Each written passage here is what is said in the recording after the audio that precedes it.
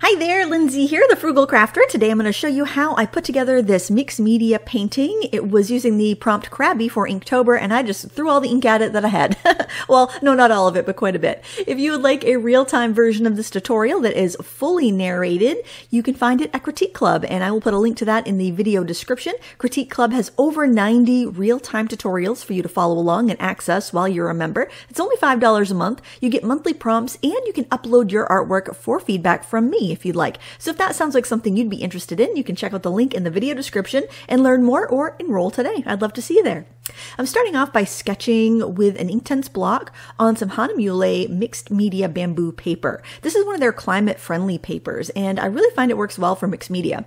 I've tried pretty much, I think, all of my normal medias on this, and I haven't had any problems, which is really nice. I don't think it's the best for traditional watercolor. I would go with one of their watercolor papers for that, but for pretty much any sort of inks, pencils, markers, it really does well. So it's a nice versatile paper to have in your stash. I'm going to use some stamping to put some texture here in the background. So what I'm doing is spraying the stamp. I rub an Inktense block over it as my ink, and then I can stamp it quite a few times. I can spray the stamp again and get a few more impressions as well. So it's just a fun technique, and if you have rubber stamps, it's a great way to use them. I'm using some Brusho, which is a pigment powder by the company Colorcraft. Other companies make very similar products, so depending on where you are in the world, if you want to try it out, I would look at the I'd look at the Ken Oliver Color Bursts. I'd look at the Brusho. I'd look at the, I think it's called Pixie Sprinkles or something by, I think it's Creative Imaginations. There's many companies that make a similar product and just find what's most convenient for you to purchase. I think Ken Oliver Color Bursts are probably the most affordable in America. On Amazon, they have 6 packs for $25. And you can also buy them open stock, but they are a little bit more. They're all about the same price, I think, if you're buying them open stock. So, have a look around, see what you might want. The gold is a product called Schmincke Aqua Bronze. If you don't have that, you could use metallic watercolors or mica pigment. The Aqua Bronze, I find, is a little bit more reflective. It's like an actual metal. And because of that, you don't want to add water to it and store it in your palette. You want to use it as needed to get the most brilliant, bright results without like tarnishing and stuff. So that's a fun product. It's a little pricey. I'm not going to lie. It's actually quite expensive. So if you just really want that metallic look, it's great. But if you're not going to use it that often, it might be a little pricey for what it is. Brusho is a lot of fun, and it's really spontaneous, and it's hard to tell what you're going to get each time. And I find myself kind of overdoing it because I'm not sure exactly what to expect for a color payout and for a texture payout. Here I'm taking a stamp and pressing it in the wet Brusho and moving that to different parts of the painting. And I actually put some salt in the wet wash while I was at it. But it's kind of fun, and the best thing to do is just experiment with it and see what you get. Now I'm using a paintbrush just to use water on the crab there, just to kind of give a place for my ink to flow. Now this is just a no-name brand of ink I have here. It came in a calligraphy set, but I wanted like a really vibrant transparent ink, so I decided to start off with that. And now I'm adding some Winsor & Newton drawing ink, which has recently been a really good price on Amazon. So I'll link it. Maybe you can, and also you can buy it open stock on Blick, which for a fairly decent price. It's a little bit more transparent than these Bombay inks, which I think are a little bit more versatile. So the Bombay inks are India ink by Dr. P.H. Martin. They are light fast, they are waterproof, and I think they're just a really versatile medium. This is my second set of them. I started off with a small set and then upgraded to the larger bottles, and I gave what was left of my small set to a friend. They're really wonderful. A little goes a long way, and they're pretty affordable in the sets. You get a lot for your money, I think, when you buy the set. Plus, then you have enough colors to complete full paintings. So I do recommend those as well. I think I'd recommend the Dr. P.H. Martin Bombay inks over the other 2 inks that I use there, just because they're light fast and they're waterproof. You probably don't want to use them in like you wouldn't want to fill like a fountain pen with them, I don't think. But for a dip pen, for a brush, they work really well for that. In a bit, you're going to see me using a glass pen, which I did not have very good luck with. But maybe if you guys have some tips for using a glass pen, I really appreciate it, because I always I'll start using one. They're so pretty. And I kind of think maybe they're just for looks, but I always start using them and then I go back to a brush or a regular old dip pen, metal nib dip pen, because I just can't get them to perform very well. But I've seen other people use them, and I think I might just be missing something. So if you're a glass pen user and you've got something to share, I would really appreciate it. So now I'm going back in with my Inktense blocks, but this time I'm using them like pastels. Look how opaque they are on top of that when they're used dry. It's kind of fun how versatile this medium is, that you can use it like a watercolor. Like literally you can dip your brush in water and pick up the color from the sticks. You can sketch on it and add water and use it like a watercolor pencil. You can use it thick like a pastel and opaque. I mean, it just has a lot of versatility for one product, and I don't find them to wear down too quickly. They reminded me a lot of the Artgraph Tailor Chalks too, and the Tailor Chalks are so expensive. So, I really do think they're a good value for the amount of versatility you get for them. This is the old packaging there with the plastic inserts. Now they have a foam insert that protects the blocks a little bit better. So, so if you went to buy a new set, look a little different. I took some labels and I stuck them along the edge and I swatched them because I did find that it was deceiving to look at the stick and get the color, since the sticks often looked a lot darker than what the color looked. So that would be my tip for you if you do have a big set of Inktense like this, especially if you look on the left side of that row of Inktense blocks. Look how they all look so dark, and it can be really hard to distinguish what your colors are. So just take some shipping labels, trim them down, stick them to the side of your box, and make a little swatch. You just got to remember to put your blocks back each time where they go, so that your swatch stays true for you. But it was a big help for me. And here you can see me trying to use several glass pens because I have 3 of them. I actually had more in the past, but I dropped some and broke them. But man, they're so pretty. I just wish I could get them to work a little bit better. And I tried a couple types of ink. I tried my Speedball waterproof ink, which is a pretty it's a pretty reliable ink. I like to use that. That really wasn't sticking right to my nib. And then I tried to use the Bombay ink, and I still was not getting a good result with that. So I just went with a liner brush, just one of my Zen mixed media brushes, because when I'm using ink, I don't like to use my best watercolor brushes. Instead, I have like a jar of brushes, and they are from the Zen mixed media line from Royal and Langnickel. Also, the Menta mixed media line is, I think, about the same filaments. They are really nice because they're a little bit more robust. They're golden taklon bristles. They're not as delicate as watercolor brushes, but they work really well with inks. They hold enough for the inks. Inks are a little bit thicker than watercolor too, like how you'd normally dilute it to use it.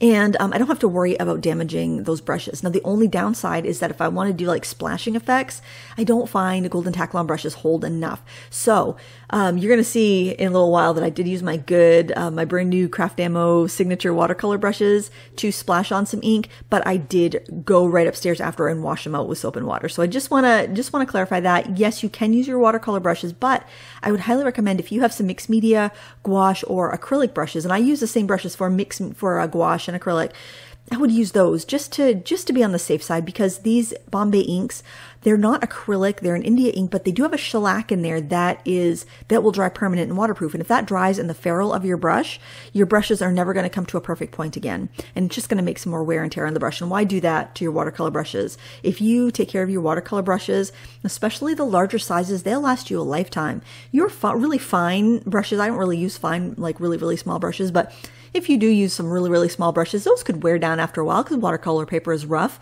But in general, your flats, your large rounds, those will last you a lifetime if you take care of them. So if you're going to spend the money on a nice brush, take care of it. And I have the brushes I got when I was 7 at Barry's Stationery in Waterville, Maine. It's a 1/2-inch flat Elvin Taklon brush, a mop, a number like, I don't know what size mop, Grumbacher, and a round number 6 Grumbacher. And the 6 has blunted over the years, but they're pretty much in perfect condition. And considering a child started using them, considering they're almost 40 years old, taking care of a brush, learning and teach your kids how to take care of their brushes. If you're teaching them how to paint, with watercolor, your brushes will last you a long time. Acrylics are hard on your brushes. Oils are not quite as hard as acrylic on your brushes, but still, I mean, it can be hard on the brushes, but watercolors aren't. It's probably the most benign medium you can use. So, we all want to make our supplies last longer. We want to be kind to the environment, and we want to be kind to our pocketbooks, especially if we're investing in a good brush. So, there's no reason you have to replace those watercolor brushes all the time. Other people might tell you different, but in my experience, that's what I found. I am again playing with the Bombay inks. I'm using the white Bombay ink to mix in with some of the bolder colors I have to create some colors. I think if you went with the Dr. P.H. Martin's set 1 of inks, you've got a really great mixing set there. I would recommend starting with that. You probably, you know, if you're competent or comfortable with mixing colors, you probably won't even need to get any of the other ones unless you just really love having the convenience. It's a nice set, and a little goes a long way. As you can see, I only put a couple drops of each color on my little palette there, and I would highly recommend that because once these dry, you can use alcohol to reconstitute them, but once you put that onto the paper, it's going to seep into the fibers and act almost like an alcohol marker. So I would just take out what you need. And then when it comes time to wash the palette, I don't let it sit. I will wash it that day. I go upstairs, I put some hot water and some dish soap in there, kind of clean it with my fingers a little bit. I'll use my cleaning toothbrush or my spattering toothbrush to clean up the palette. And then I usually still have to let it soak a little bit and I get all that ink out of there. Don't let it sit or your palettes are going to be permanently encrusted in that Bombay ink. Unless you don't care if your palettes are encrusted with it. I do. I don't like my palettes dirty. I know a lot of watercolorists will even just put their palettes away dirty. Once I'm done a painting, I clean my palette because I'm going to waste more paint trying to use that crud to mix the colors I need for my next painting. So, I mean, clean your palettes between paintings. That's my advice. And some people say, oh, but you're wasting that paint. Well, you could paint it onto some scraps of watercolor paper and turn it into bookmarks and whatnot, but I find you're more likely going to waste paper trying to use that paint up. I know, my controversial hot take. If you're thinking about investing in some rubber stamps and you're not a rubber stamper, you just want some things for texture, I would recommend going with something that's got a script, maybe polka dots, maybe just some grungy shapes, stuff that's not super specific. There's a set by Stampendous that's really nice. It's rubber, so it transfers really well. Your rubber stamps generally do better at this sort of thing than the clear stamps, just FYI, but you can certainly use clear stamps. Photopolymer stamps work much better than the silicone stamps for this because the inks are a little bit more, they want to bead up on the stamp surface a little bit more, so go with something that's a little bit more grippy. Or you can always save found objects, such as mesh bags, like if you buy avocados or oranges, you know, they come in that netted bag. You can save that. You can use plastic canvas. You can use burlap. Like if you buy rice in the burlap bags, you can save that burlap and you can use that as a stamp. Bubble wrap, anything like that. Anything that's got a really strong texture that you have lying around your house, packaging that's got like ridges on it, cardboard, that sort of thing. Any of that is going to work fine for making texture in your mixed media paintings, because you really can't see the script here. You really can't see anything that's too, nothing is too defined. So use your found objects, but if you do want to buy something, try to find something with some really basic, random, non-specific patterns. For finishing touches, I'm using my Artix, Artix acrylic markers, the pastel and the regular colors. I'm really liking those. They don't require pumping to start. They stay fresh and ready to go all the time. The packaging is actually useful storage that they sell it to you in, and I think the price is pretty affordable, pretty reasonable. The pastel ones are brush tipped. The regular sorted colors are brush and bullet tipped, as you can see right there, and they're a really good deal. They're not the cheapest markers out there, but I think they're really nice for mixed media work. The pastels are waterproof. The general assortment colors can be reactivated with water, kind of like gouache. So just to give you a heads up on that, I do like them both. I do recommend them. I'd go for the assorted set, knowing that they're not permanent. I'd go with the assorted set for mixed media personally before I'd get the pastels, but I use them both and I'm finding them to be very handy. So something to consider if you're looking for a new product to try. And then of course you can go in with a gel pen and add some highlights. You could go in with, I wouldn't use alcohol markers on top of all this because those Bombay inks will reactivate with alcohol. So you could end up staining or contaminating the tips of your alcohol markers. So I would stick with the acrylic markers because the acrylic paint is not going to reactivate the alcohol, the Bombay ink. So when you're layering mixed media, you just want to think about what can I add on top without disturbing what's underneath and without putting something on there that's going to flake away. And I'm just putting some final white highlights, and that's pretty much it. I hope you enjoyed this project. I sure did. And if you'd like to see a real-time version of this, you can find it in Critique Club. You can click the link in the video description. It's $5 a month, and I do think you get a lot of great artsy content and value for that $5. I hope you agree. Thanks so much for watching. Until next time, happy crafting.